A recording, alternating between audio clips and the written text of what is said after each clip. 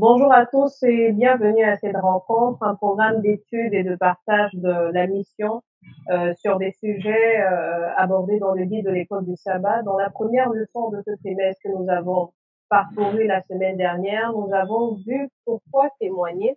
Cette semaine, nous nous intéressons à la puissance d'un témoignage personnel avec deux anciens qui vont nous aider à discuter de ce sujet, l'ancien Denis Gaille et l'ancien Bernard Diété. Bonjour et bienvenue à vous deux. J'espère que vous allez bien. Oui, et nous rendons grâce à Dieu. Et la chaleur Voilà. Merci Dieu. Et la chaleur de Dakar, ça va? On fait avec, vraiment. Ok, donc on va commencer. Le verset de base de cette leçon que vous avez certainement étudié est tiré du livre des Actes des Apôtres, Actes chapitre 4, verset 20. Il est écrit, car nous ne pouvons pas ne pas parler de ce que nous avons vu et entendu. Qu'en dites-vous? Quelle est votre compréhension de ce verset? Oui, de ma part, je comprends que ce n'est rien d'autre que d'obéir à l'ordre de Jésus. Nous nous souvenons que Jésus a passé avec ses disciples 40 jours après la résurrection. Et avant d'aller au ciel, dans Actes chapitre 1, le verset 8, il les a chargés d'être ses témoins. Donc, ils ont marché avec Jésus 3 ans et demi. Donc, ils ont vu, ils ont compris la mission de Jésus sur cette terre. Donc, je crois que ce sont vraiment des témoins oculaires pour pouvoir relater ce qu'ils ont vu et ce qu'ils ont entendu. Ok, merci ancien. Et ancien Bernard, quand on dit nous ne pouvons pas ne pas témoigner, de ne pas parler de ce que nous avons vu et entendu, à quoi ça te renvoie? D'accord, merci beaucoup, M. Flore. Oui, effectivement, lorsque nous nous référons un peu à comment les disciples étaient avec Christ et ils ont fait tout ensemble, ils ont partagé tout ensemble. Et lorsque nous voyons comment les choses, voilà, ils ont l'atmosphère, l'ambiance, tout ce qu'ils ont vu et surtout les miracles qui se sont opérés, que Jésus a opéré devant eux. Et je pense que on ne peut que revenir à cette idée qu'on ne peut que témoigner ce qu'on a vu. Beaucoup de choses se sont opérées dans leur vie aussi. Ils ont vu. Donc, ils seront incités à partager cette bonne nouvelle avec les autres. Ils sont encouragés à partager ce qu'ils ont vu avec les autres, cette bonne nouvelle qu'ils ont vue. Mais est-ce qu'il y a vraiment une puissance extraordinaire dans le témoignage? Comment comprendre cela? Est-ce qu'il y a vraiment quelque chose qui sort de l'ordinaire dans le témoignage personnel? Oui, je pense que je veux dire ceci, lorsque quelqu'un nous parle de sa vie, comment il était avant, nous parle du passé et comment il vit aujourd'hui, quand il nous raconte ceci, quand il dit qu'il a rencontré Jésus, donc quand nous faisons cette comparaison, la vie du passé et la vie actuelle lorsqu'il rencontre Jésus, et que c'est cette personne même qui nous parle, ce n'est pas une histoire qu'on nous raconte, je pense que nous sommes beaucoup plus touchés par rapport à ce témoignage. Et ici, nous parlons de témoignage vivant. Ça veut dire que celui qui nous parle, c'est cette même personne qui est devant nous. Et là, on est beaucoup plus touché. C'est mon point de vue. Ça veut dire qu'on est touché parce qu'on voit celui qui nous parle, on voit qu'il est le propre témoin de ce qu'il dit. Mais on nous dit aussi, dans un autre sens, effectivement, que témoigner, c'est non seulement témoigner de ce qu'on a vu et entendu, témoigner de ce qu'on a vécu, mais c'est aussi dans le fait de continuer de demeurer avec Christ et de marcher avec Christ. Donc, si on est d'accord sur cet élément, là, il y a quelque chose qui m'intrigue quand même. Dans l'évangile de Marc, chapitre 5, verset 15 à 20, on nous raconte l'histoire de cet homme possédé par un démon que Jésus a délivré.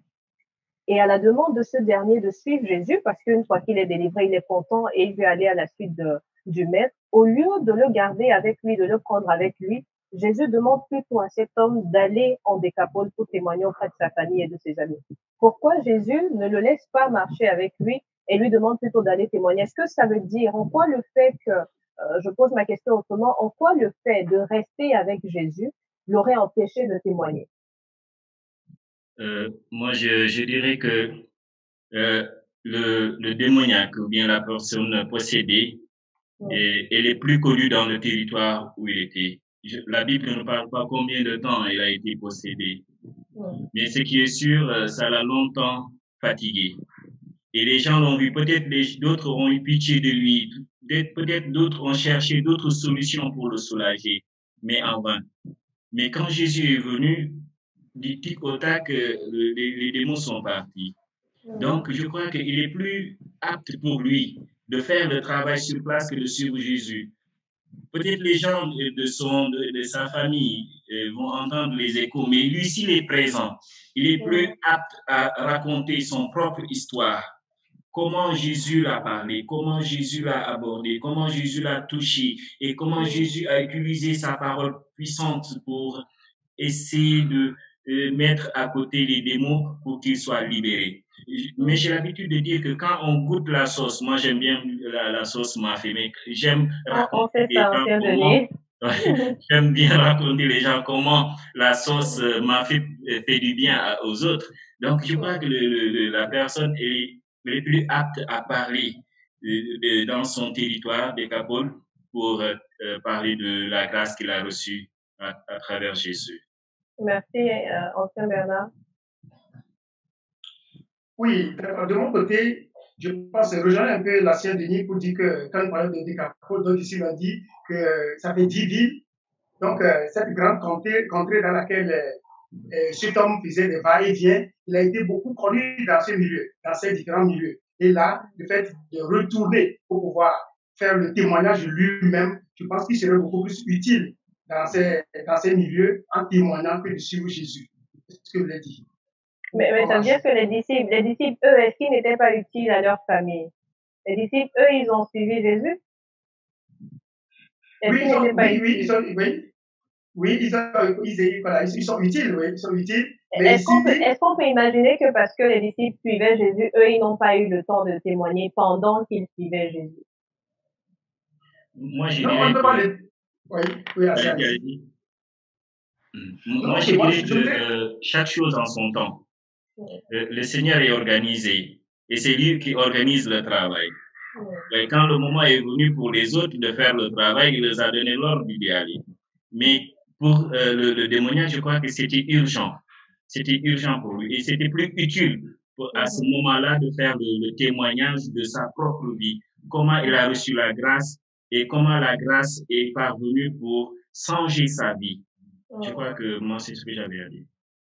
Ça veut dire qu'il n'y a pas de canevas dans la durée pour qu'on soit apte à témoigner, par exemple, parce que il y a des personnes qui peuvent dire, moi, bon, j'ai pas vécu grand chose, ou je connais pas trop de la Bible, si on me pose des questions, je saurais pas comment répondre, et d'autres qui estiment que bon, parce que j'ai déjà fait un certain nombre de temps, maintenant je suis prêt à aller sur le terrain. Ça veut dire que il n'y a pas de canevas qui nous indique que à tel moment on peut être prêt et à tel moment on peut ne pas être prêt. Oui, ici, si j'ai bien suivi la question, il n'y a pas de canevas. Je pense que quand il s'agit de témoigner, peu importe le lieu ou bien la situation, peu importe la quintessence, le contenu, ce que vous avez dit, c'est juste témoigner, juste dire quelque chose qui va quand même toucher les gens et les transformer. Parce qu'il s'agit d'abord de dire ce que le Seigneur a fait pour nous. C'est pour ça qu'on parle de témoignage personnel, parce que quand ça devient personnel, ça veut dire qu'on l'a vécu et en racontant ce qu'on a vécu, on n'a pas besoin de beaucoup d'arguments. Mais ce qu'a dit, donc, est-ce qu'on peut dire que c'est parce qu'on dit la vérité? On n'a pas besoin d'être convaincu par la vérité puisque c'est la vérité. Donc, on dit la vérité, on dit quelque chose qui s'est réellement passé dans notre vie. Mais est-ce que c'est parce qu'on dit la vérité que le témoignage sera forcément reçu? Moi, je dirais que, en me basant sur la Bible dans Jean chapitre 8, le verset 32, il dit que vous connaîtrez la vérité et la vérité vous affranchira. Mais c'est cette vérité-là, il y a un endroit où il y a, comme on dit, il y a le moment, il y a le temps et le lieu. Et souvent, Jésus disait à ses disciples, ce n'est pas le moment de révéler que je suis le Messie. Ouais. Donc, chaque chose en son temps. C'est à nous de voir la manière dont nous abordons les gens pour leur apporter la vérité, mais la vérité reste toujours la vérité. Et c'est cette vérité-là qu'on doit prêcher, qu'on doit témoigner pour affranchir les gens qui sont sous l'emprise du mal. Mais encore, il y a le ton de la voix, il y a la manière de dire cette vérité qui reste toujours une vérité. Il y a aussi l'endroit, parce que nous pouvons trouver quelqu'un dans un endroit et c'est pas bien propice pour lui révéler cette vérité. Nous pouvons attendre jusqu'à ce que nous pouvons attirer la personne à côté pour témoigner de ce que la grâce a fait pour nous. Merci, Ancien Denis Bernard. Oui, pour ajouter un peu à ce que l'ancien Denis vient de dire, je veux juste dire que lorsque vous témoignez, il peut arriver que les gens portent des doutes sur votre témoignage, parce qu'ils vont dire qu'ils ne sont pas, ils n'étaient pas avec vous, mais ils ne sont pas avec vous lorsque les faits sont produits. Mais ce qu'il y a, c'est que, c'est-à-dire vous qui savez que c'est la vérité, dites-la et vous attendez juste. C'est comme cela. Parce qu'on voit effectivement dans l'histoire de cet homme délivré du démon, quand on lit la suite de Marc et même l'évangile de Jean, on voit qu'il y a des personnes qui ont accepté son témoignage, il y en a qui ont pris du temps pour accepter son témoignage, il y en a qui n'ont même pas accepté son témoignage. Donc, on a toujours différentes catégories de personnes, mais ce n'est pas pour autant, dans vos deux interventions, j'entends que ce n'est pas pour autant qu'on va arrêter de témoigner, parce que le Seigneur sait celui que votre témoignage touchera, et c'est lui qui est important et c'est lui qui compte, même si c'est 2 personnes sur 100, c'est ceux que votre témoignage touchera qui compte. Maintenant, quelle attitude adopter face à ceux qui prennent parfois du temps à croire? Selon leur motivation, bien sûr, parce que souvenons-nous que Thomas, qui demandait la preuve de la résurrection de Jésus, n'avait pas la même motivation que les pharisiens qui ont demandé un miracle du ciel. On le sait bien. Jésus avait déjà fait beaucoup de miracles, mais il demandait encore un signe du ciel. Donc, quelle est l'attitude à adopter face à ceux qui mettent du temps à croire parfois? Ok. Moi je pense, à mon humble avis, que ceux qui prennent du temps à croire, nous devons leur laisser le temps. Et ce que nous devons leur montrer, c'est que notre vie pourra leur révéler vraiment la véracité de notre témoignage. Nous leur laissons le temps et notre vie montre la véracité de notre témoignage. Et comme nos témoignages peuvent changer de cœur, alors notre but, notre objectif, c'est de faire quoi? C'est de prier Dieu afin que lui-même puisse les convaincre de ce témoignage qui pourra les transformer. Voilà ce que je veux dire concernant le point. J'aimerais juste ajouter à cela, par rapport à cette question, que les gens qui prennent du temps pour accepter notre témoignage, il faut voir ce qui les pousse à rejeter, par exemple. D'autres, par exemple, c'est la peur. Ils ont peur des gens qui sont autour d'eux. Quelle est la réaction de la société, de la famille, tout ça? Et je reviens à ce que l'ancien Bernard a dit. Il faut la patience, mais aussi la prière. Mais aussi, les gens nous observent parce qu'ils vont dire que, mais qu'est-ce que le Seigneur a fait pour cette personne pour que je dois accepter tout ce qu'il est en train de me dire? Donc, si je ne vis pas le témoignage, si je ne vis pas la parole, comment cette personne peut accepter ce que je suis en train de lui dire? Je crois qu'il nous faut beaucoup de prières, mais aussi il nous faut vivre la parole de Dieu et aider la personne à décider par rapport au témoignage que nous donnons.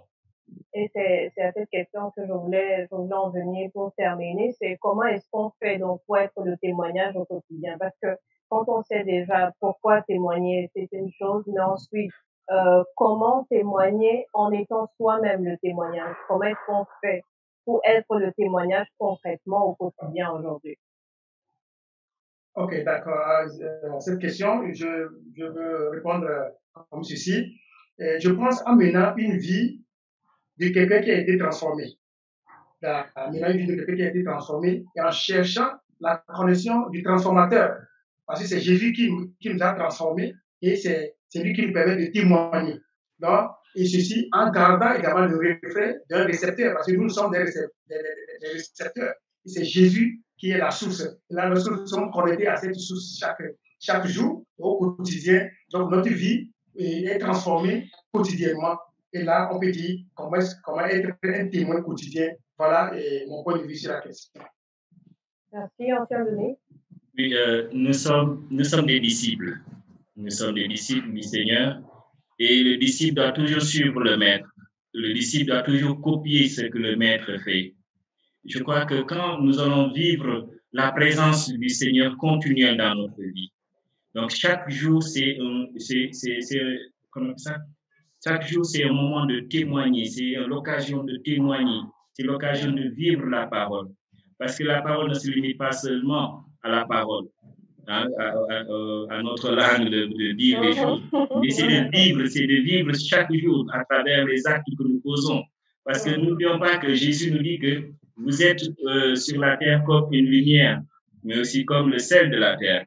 Donc Jésus ne nous invite pas à être seulement la lumière de chaque sabbat ou bien le sel de chaque sabbat. Non, c'est tous les jours de notre vie que nous devons rendre témoignage. Et c'est ce témoignage-là qui touche notre environnement. Et maintenant, la responsabilité le revient s'il doit obéir au message de l'évangile de la grâce ou s'il va rejeter.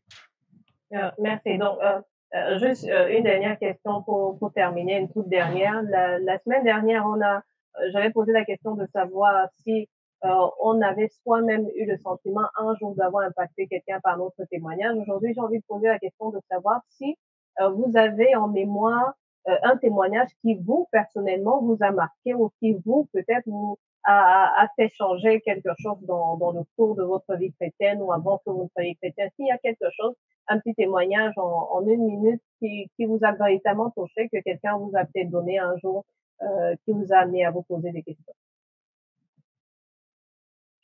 Oui, parlant de témoignages, je voudrais révéler un peu ceci. Jusqu'à l'heure où je suis en train de vous parler, ma femme me dit toujours, elle dit quand elle voit ma vie, quand elle voit comment je mène la vie, et comparant à comment sa vie était avant, elle a vu qu'il y a un grand changement qui s'est opéré dans sa vie, et pour elle, c'est en se basant sur la manière dont je vis, c'est-à-dire c'est comme si elle a copié certaines choses sur ce qu'elle trouve chez moi. Et pour elle, c'est un changement qui se fait dans sa vie et elle en parle toujours. Et ça va ce que j'ai envie de dire. Amen. Et on salue Françoise en passant, ancien Denis. Oui, il y a un ami qui, souvent, il me dit qu'il loue le Seigneur de ce que je connais aujourd'hui, la Bible, parce qu'avant, j'étais terrible. Maintenant, quand il me regarde, il dit qu'il remercie le Seigneur. Maintenant, la Bible a fait un effet dans ma vie. Et je lui dis comment, il m'a dit, mais tu n'étais pas comme ça. Toi-même, tu peux savoir tu peux avouer que tu n'étais pas comme ça. Donc, moi aussi, je dis que je remercie le Seigneur pour la grâce qu'il m'accorde de me transformer quotidiennement. Mais vous, personnellement, ma question était surtout, est-ce que vous, il y a quelque chose qui vous a déjà marqué dans les témoignages des autres? Ou est-ce que quand on est finalement chrétien, on n'est plus impacté par le témoignage des autres? Oui, moi je voudrais dire, lorsque vous êtes chrétien, de toutes les façons, quand on est chrétien, je vois qu'il y a quelque chose qui est, c'est-à-dire qu'il y a je vais dire, un ajout. Il y a toujours quelque chose que nous recevons des autres et que quand nous voyons ça là, ça vient s'ajouter à ce que nous avons avant. Quand nous faisons des comparaisons, quand nous imaginons un peu comment étaient les situations dans lesquelles nous étions et avant de devenir chrétiens. Et maintenant, les chrétiens que nous sommes, c'est comme s'il y a des étapes. Et là, ceux qui sont en avant sur nous, nous voyons un peu chez eux et nous ajoutons à ce que nous avons. C'est mon point de vue. Ok, d'accord. En tout cas, merci à tous les deux d'avoir partagé ces quelques réflexions avec nous. On espère que ça aidera ceux qui passeront par ici. Merci pour votre temps et pour votre participation et on se dit à la semaine prochaine si Dieu le veut. Que Dieu vous bénisse. Bonne suite de semaine. Merci. Merci beaucoup. Au revoir.